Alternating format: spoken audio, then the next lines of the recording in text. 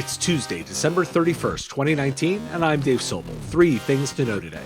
APT10 hit harder than we thought, Pokemon Go gives insight into AR, and California's privacy law hits tomorrow and what you need to know. This is the business of tech. The Wall Street Journal published an investigation this week detailing that the Cloud Hopper cyber attacks that targeted major MSPs and cloud service providers were more significant than previously known. APT10, a hacker group alleged to be connected to China, looks to have driven the attacks that started in 2016. Companies such as HP Enterprise, IBM, and CGI Group were all hit harder than originally thought. An open question, whether or not the hackers are still inside companies' networks today. Why do we care? Not to go out to the end of the year on a downer, but this problem is going to get worse before it gets better. These MSPs and CSPs are the big boys, and they're vulnerable too, and hackers have identified service providers as a great doorway into end customer systems.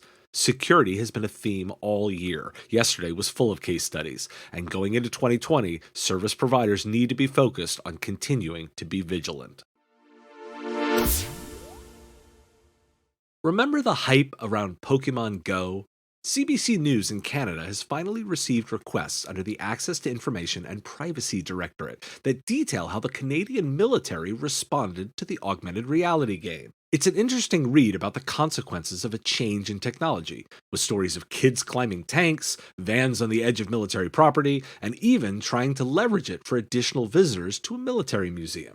It also generated a bunch of work for the military, including military police having to inventory the bases looking for virtual Pokemon infrastructure. Link in the show notes. So why do we care about this one? On augmented reality and virtual reality, I'm a lot less interested in VR due to the difficulty of really making it effective. Even gaming hasn't taken off in this space. On AR, I'm a lot more bullish. There really are a lot of smart uses for this technology, from industrial applications like what we've seen Microsoft demonstrating with their HoloLens technology, all the way to these consumer uses like Pokemon Go. You may think Pokemon Go was a fad, but as of April of this year, it generates $200,000 a day, and in 2018, generated nearly $800 million. Particularly in Asia, active users continue to grow pretty dramatically, with projections of 311 million users there. There are a lot of clever uses for AR, and what you thought might have been a fad is a really solid business.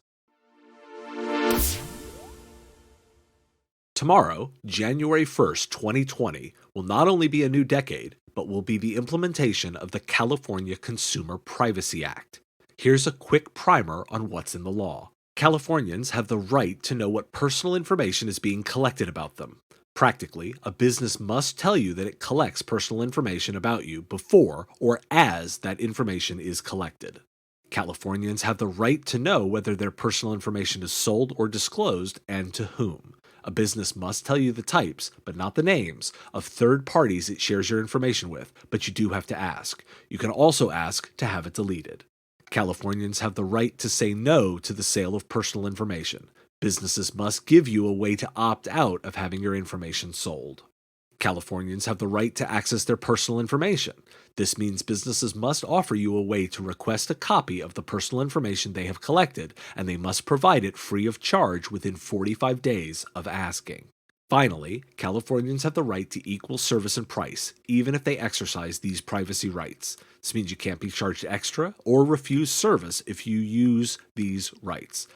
However, you can be offered bonuses or incentives in exchange for the information.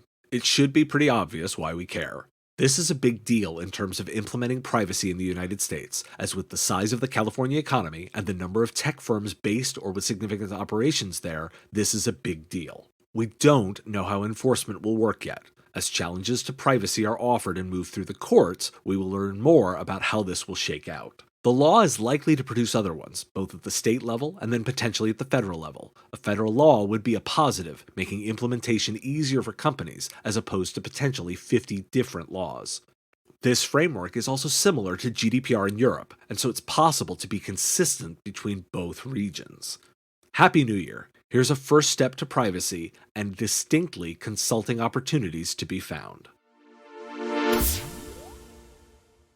Today's episode is brought to you by the Killing It podcast. Episode 40 is now out. 3 topics: drone food delivery going nationwide in 2020, resilience and how to recharge your batteries and bring yourself back to a place of productivity, and finally, a discussion about breaking terms. Did the year change the way we talk about technology? 3 topics, 3 hosts in 30 minutes, and 1 focus on making money in IT. Catch the show in your favorite podcatcher. Thanks for listening to The Business of Tech. I'm fighting a bit of a cold, so I hope you don't hear too much of that in my voice. I'll be taking tomorrow off to celebrate the new year, and we'll be back January 2nd with all new content each and every day going forth into the new year. Happy New Year, everybody. Thanks for listening.